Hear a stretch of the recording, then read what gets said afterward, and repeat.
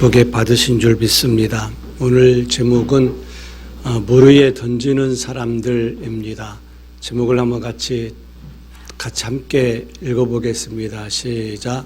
물 위에 던지는 사람들.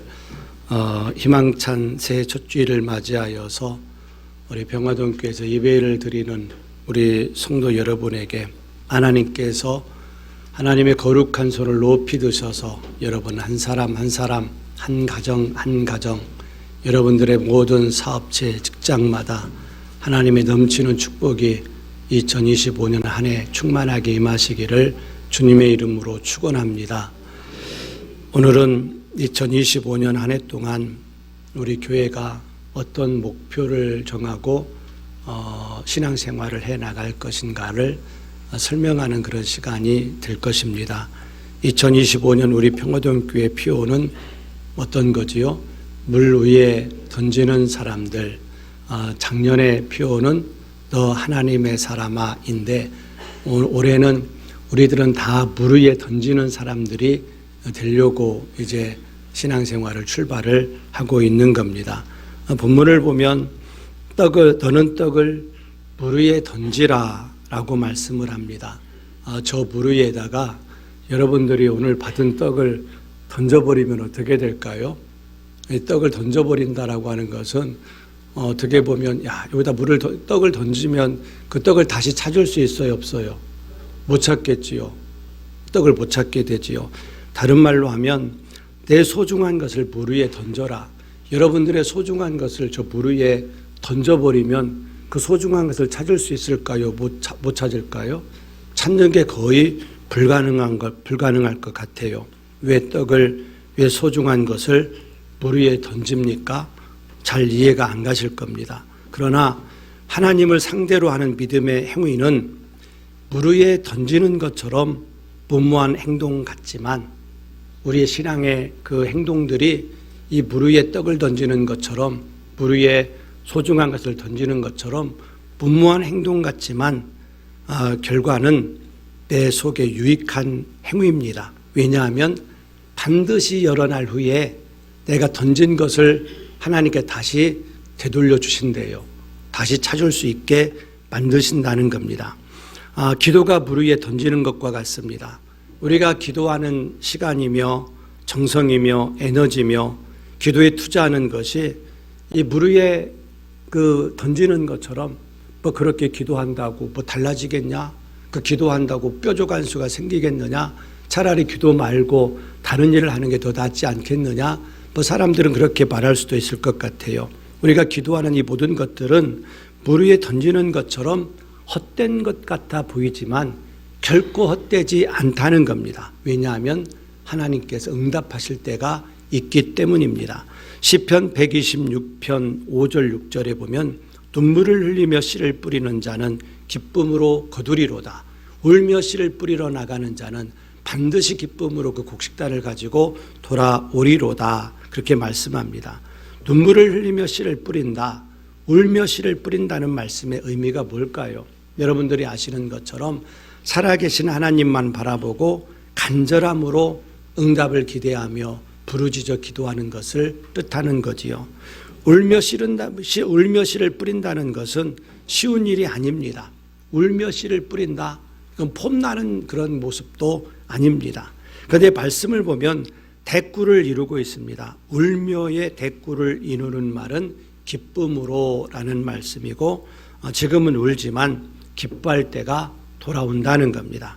그런데 중요한 것은 우는 자에게 그 기쁨의 날이 그 기쁨의 기회가 주어진다는 점이지요. 씨를 뿌리는 것에 대꾸를 이루는 말은 거두게 된다. 그 곡식단을 가지고 돌아오게 된다입니다. 즉 열매를 맺을 때가 반드시 온다는 겁니다. 그렇습니다.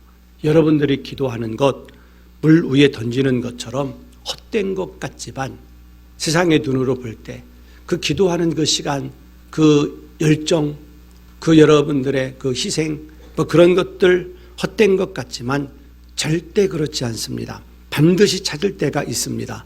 기도는 반드시 응답됩니다. 그러므로 여러분들 무모해 보일지라도 기도를 물 위에 던지는 심정을 가지고 2025년 열심히 기도하시기를 주님의 이름으로 축복합니다. 두 번째는 우리가 선을 행하는 것도 선행도 물 위에 던지는 것과 같습니다. 하나님은 우리가 지극히 작은 자에게 한 것을 도로 갚아주시겠다고 약속을 하셨습니다. 그 대표적인 예를 우리가 찾아본다고 하면 사도행전 9장에 나오는 다비다라고 하는 여인에 관한 사건입니다. 베드로가 요바에 갔을 때 장례식이 있었습니다. 그 다비다라는 여자가 죽었습니다. 그런데 이 다비다라고 하는 여자가 죽었는데 이 동네 사람이 주상집에 다 모여 있는 거예요. 그런데 당시에 이 여자는 그렇게 중요한 존재가 아니거든요.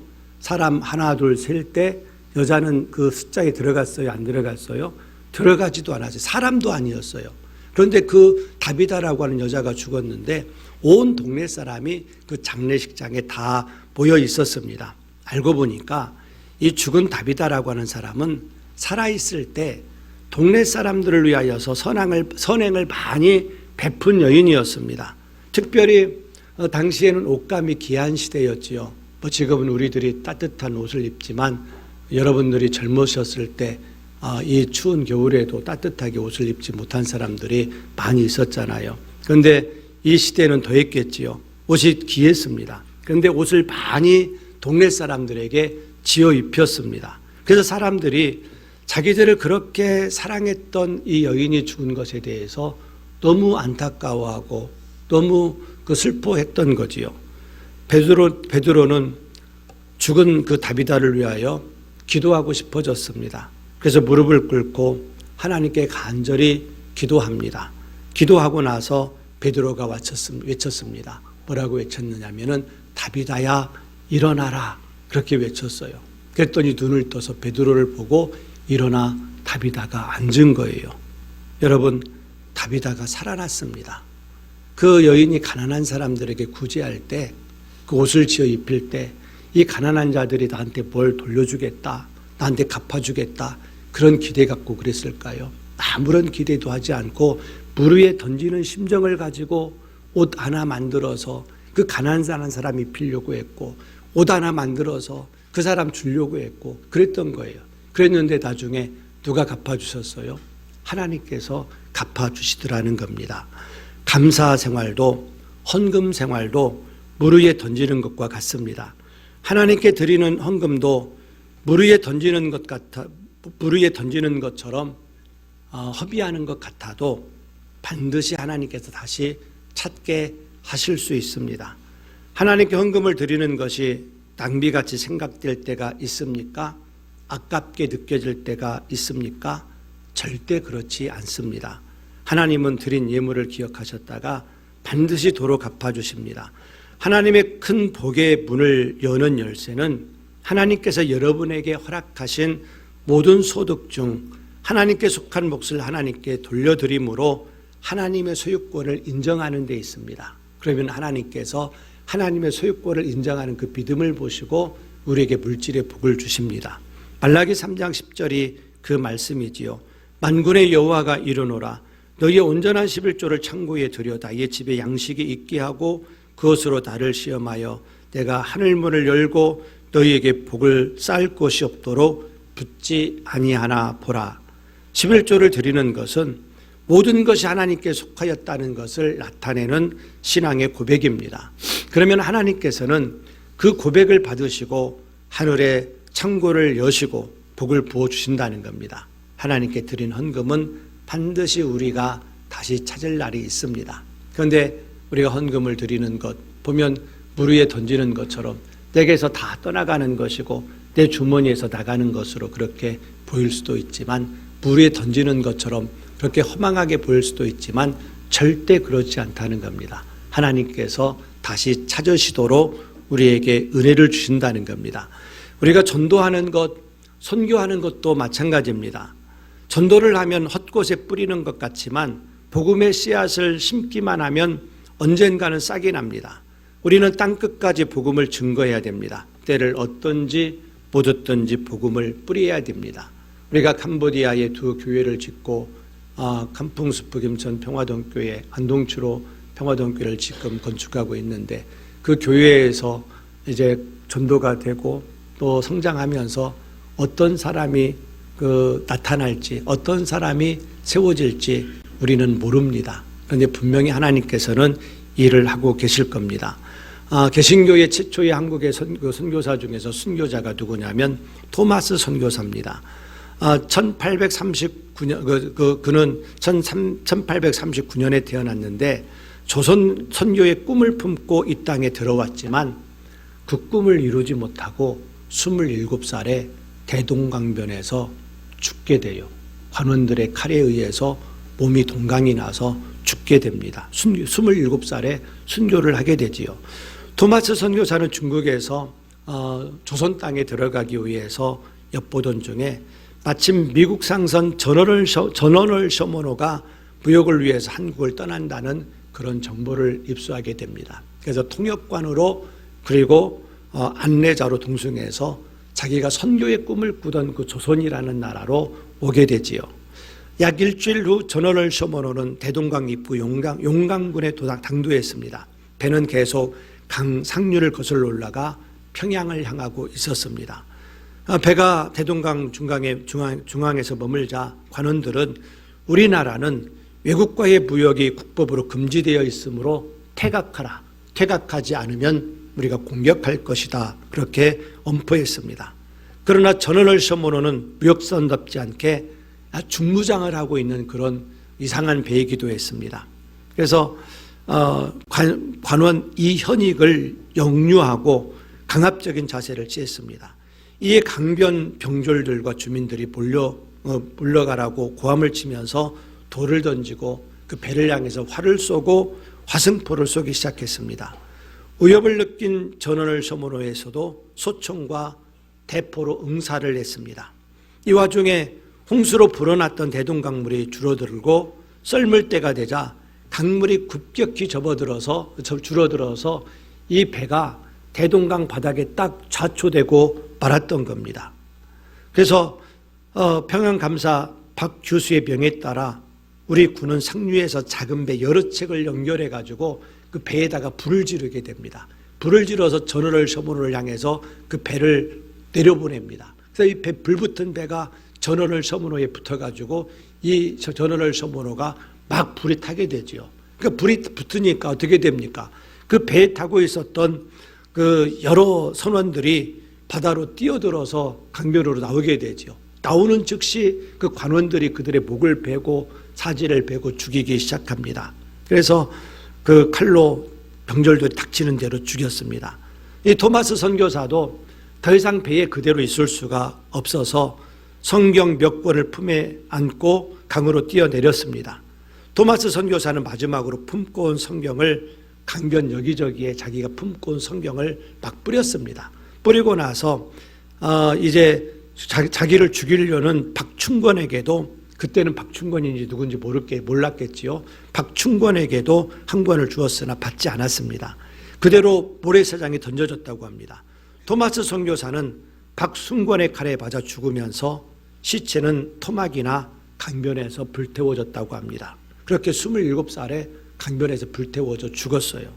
박충권은 자기 칼을 맞고 죽어가는 서양 사람이 건네주는 책을 처음에는 받지 않았으나 상황이 끝나고 돌아갈 때 그 성경책을 하나 살짝 주었다고 합니다. 그리고 집으로 갔습니다. 그 성경을 정독한 그는 후일 예수님을 영접하고 독실한 신자가 되어져서 안죽교의 영수, 오늘날로 말하면 장로라고 이렇게 표현할 수도 있겠어요. 안죽교의 영수가 되었다라고 우리나라 초대교회에 전해지고 있습니다. 이때 군중들 속에 12살 난 소년 채치량이 있었는데 그는 토마스 선교사가 뿌린 세 권의 성경을 갖고 왔다가 한 권은 영문지사 박영식에게 주었고, 이 박영식이라는 사람은 그 성경책을 한 장 한 장 찢어가지고 자기 집 벽에다가 붙였대요. 벽지로 사용을 한 거지요. 이 벽지로 사용했는데 그 후에 박영식의 집터는 평양 최초의 교회인 널다리골 예배당이 세워졌다고 그래요. 성경을 벽지로 쓴 그 집이 최초의 교회가 세워졌다고 합니다. 정말 기적 같은 일이 일어나고 있음을 볼 수가 있습니다. 토마스 선교사를 죽인 박충권의 조카 이영태가 박영식의 집을 방문했다가 벽에 보니까 이상한 것이 벽지로 돼 있었고 글씨가 써 있으니까 그 글을 읽다가 은혜 받은 거예요. 성경이잖아요. 그 글을 읽다가 은혜 받고 성령 충만하여서 그리스도를 영접하고 진실한 교인이 되었다고 합니다.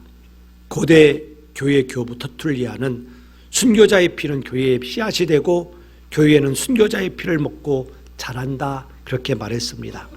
토마스 선교사의 복음의 전파, 이 땅에 와서 한마디 복음도 전하지 못하고 성경을 뿌리고 나서 27살의 관원에 의해서 몸뚱아리가 잘려져서 죽었고 거기서 화형을 당하고 말았습니다. 아무것도 그는 이룬 것이 없고 돌아온 것이 없습니다. 27에 모든 것들이 끝난 거지요. 자기의 젊음, 자기의 모든 것, 그 흐르는 강물에 던져버린 것과 마찬가지였습니다. 그러나 그것이 무모한 것 같았지만 결과는 지금 어떻게 나타납니까? 한국 교회입니다. 세상에서 그 전무후무, 그 부흥의 그 역사를 찾아볼 수 없는 전무후무한 역사가 한국 교회에 일어났잖아요. 우리나라 전 골짝골짝마다 교회가 세워지지 않은 곳이 없습니다. 이 한 사람의 순교가 헛된 것이 없습니까? 물 위에 던지는 것처럼 헛된 것처럼 보였지만 결코 그렇지 않다는 겁니다. 놀랍도록 하나님께서 은혜를 맺게 하셨다는 겁니다. 마지막으로 봉사가 물 위에 던지는 것과 같습니다. 누가복음 7장에 보면 로마 백부장의 이야기가 나옵니다. 로마에서 백부장이 가버나움에 와서 이제 군인의 일을 하게 되지요. 그는 이스라엘 백성들을 위해서 어떤 봉사를 하느냐면 그 로마의 백부장인데 이 식민지 이 나라 이 유대인들을 위해서 뭘 지어주느냐면은 그 성경을 공부할 수 있는 회당을 지어줬어요. 회당을 많은 돈이 들어갔겠지요. 회당을 지어주어서 이제 봉사를 하게 됩니다. 엄청난 봉사였지요. 그런데 어느 날이었습니다. 그 백부장이 사랑하는 종이 병들어 죽게 되었습니다. 그때 마침 예수님께서 가버나움을 방문하시게 되었습니다. 백부장은 예수님을 못 고치는 병이 없으신 분임을 소문을 듣고 잘 알고 있었습니다. 그래서 유대인 장로 몇 명을 예수님에게 보내어 자기 종을 고쳐달라고 부탁을 했습니다. 그러니까 그랬더니 이 장로들이 예수님 앞으로 와서 뭐라고 말하느냐면 누가복음 7장 4절 5절에 보면 이 일을 하시는 것이 이 사람에게 합당합니다. 이 사람의 그 원을 들어주어서 이 사람의 사랑하는 그 종을 고쳐주시는 것이 합당한 일입니다. 그가 우리 민족을 사랑하고 또한 우리를 위하여 회당을 지어 주었습니다. 이 지배자들을 이 지배를 당하는 그들을 위해서 이 회당을 지어줬다고 하는 놀라운 그 보고를 예수님께 하면서 이런 사람입니다. 그렇기 때문에 그의 소원을 들어주셔도 좋겠습니다라고 예수님께 말씀을 하지요. 예수님은 회당을 지은 백부장이라는 그 말을 들으시고 그의 집으로 향하셨습니다. 그때 백부장이 친구들을 보내어 예수님에게 말씀을 드리지요. 우리 예수님이 우리 집에 오시는 것을 감당하지 못하겠습니다. 나도 부하들을 데리고 있으니까 그들을 가라 하면 가고 오라고 배우는데 내 집에 오시는 것을 감당할 수 없으니까 예수님 말씀으로만 하시옵소서, 그렇게 얘기를 하지요. 예수님의 이야기를 듣고 예수님께서 이 백부장에게 뭐라고 칭찬을 나누냐면 누가복음 7장 9절에 보면 예수께서 들으시고 그를 놀랍게 여겨 돌이키사 따로 무리에게 이르시되 내가 너희에게 이르노니 이스라엘 중에서도 이만한 믿음은 만나보지 못하였노라, 그렇게 칭찬을 하셨습니다. 이 사람은 그 유대인들, 그 식민지 지배를 받고 있는 그 유대인들을 위해서 회당을 지어주면서 내가 이 회당을 지어주면 이들이 나한테 은혜를 갚겠지, 나한테 어떤 뭘 보상해 주겠지, 그런 생각을 전혀 할 수 없는 상황이에요. 뭐 식민지 그 지배를 당하고 있는 그 유대인들이 무슨 힘이 있고 무슨 재물이 있겠어요.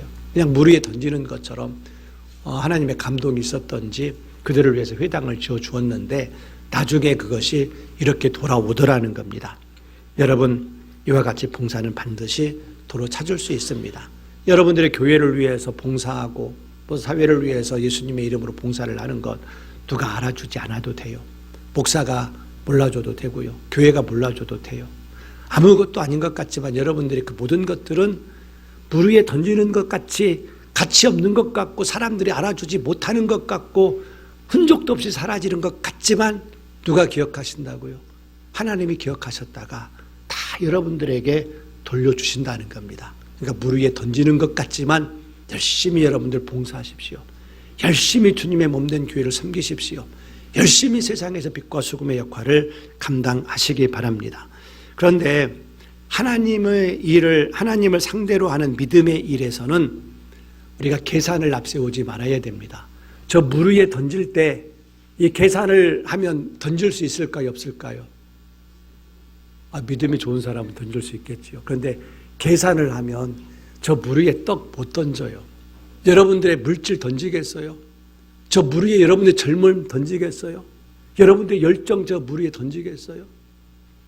던질 수 없어요. 우리가 계산을 앞세우지 말아야 하는 이유는 여기에 있습니다. 4절에 보면 이런 말씀이 나와요. 풍세를 살펴보는 자는 파종하지 못할 것이요 구름만 바라보는 자는 거두지 못하리라. 이 말씀은 무엇을 교훈하고 있을까요? 날씨를 보니까 씨 뿌리기에 전혀 적합하지 않습니다. 그러면 씨를 안 뿌립니다. 날씨가 흐린데 씨를 뿌리려는 어리석은 사람이 어디 있겠습니까? 오늘은 거두기에 적합하지 않은 구름 낀 날입니다. 누가 나가서 거두는 작업을 하겠습니까? 이것이 보통 인간의 상식이라는 겁니다. 우리는 계산서에 의해서 믿음의 삶을 살아가는 어리석은 자가 되지 마시기 바랍니다.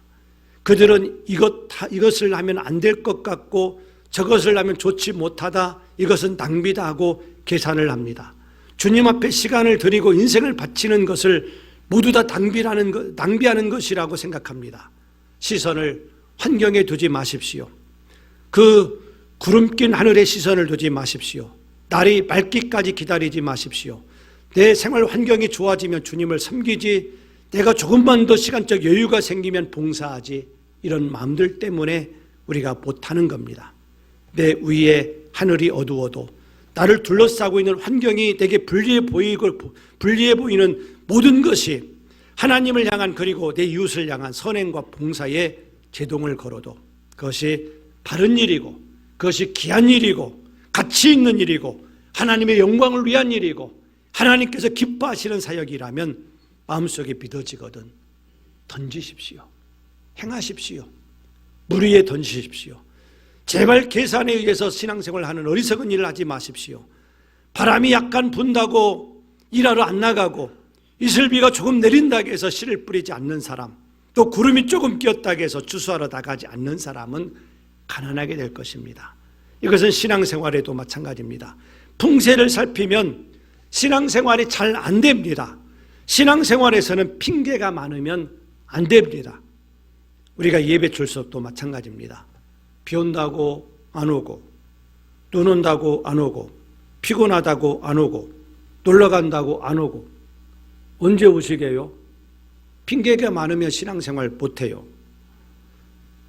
그러면 우리가 언제 주님 앞에 예배 드립니까? 성경 읽는 것도, 기도하는 것도, 감사하는 것도, 남을 돕는 것도, 우리가 헌금생활을 하는 것도 풍세를 따지다 보면 할 수가 없다는 겁니다. 5절을 보시기 바랍니다. 바람의 길이 어떠함과 아이벤자이트에서 뼈가 어떻게 자라는지 내가 알지 못함같이 만사를 성취하시는 하나님의 일을 내가 알지 못하느니라. 바람의 길이 어떠함과 아이벤자이트에서 뼈가 어떻게 자라는지 알지 못한다는 겁니다. 그 생명의 신비를, 그 생명의 깊이를 우리는 알지 못합니다. 그러나 기억하시기 바랍니다. 우리는 알지 못하지만 하나님은 그 일을 이루어 가고 계시다는 겁니다. 하나님이 일하고 계십니다. 하나님이 역사하십니다. 하나님은 하나님의 방법대로 하나님의 때에 우리가 하는 모든 일에 그 마지막 결과를 거두게 하십니다. 하나님께 모든 것을 맡기고 신뢰하십시오. 계산에 맞지 않아도, 계산서에 흑자로 계산되지 않아도 그것이 타당하다고 여겨지거든, 그리고 그것이 아름답다고 여겨지거든, 주님께서 내 마음의 감동을 지켜주시거든, 그 일에 여러분 자신을 던지시기 바랍니다. 물질도 던지고 젊음도 던지고 탤런트도 던지고 시간도 던지고 다 던지시기 바랍니다. 그러면 여러 날 후에 반드시 찾을 것입니다. 그래서 물 위에 던지는 것이 바로 믿음의 행동입니다. 믿음이 없는 사람은 그렇게 물 위에 던질 수가 없어요. 이것은 시간 낭비이고 재물 낭비이고 청춘 낭비라고 하나님이 없는 사람들은 충고할 겁니다. 봐라, 저를 물 위에 너희들이 그걸 던져가지고 뭘 하겠다는 거냐. 다 없어지고 말 거다. 아무것도 없어질 것이다. 저건 낭비다. 인생 낭비, 물질 낭비, 시간 낭비, 청춘 낭비, 모든 것들을 낭비하는 것이다 라고 그렇게 우리에게 충고할지 모릅니다. 그러나 믿음의 사람들은 지금 자기의 떡을, 자기의 물질을, 자기의 소중한 젊음을, 열정을 물 위에 던지고 있습니다. 여러분 기억하십시다. 여러 날 후에 반드시 찾을 것입니다.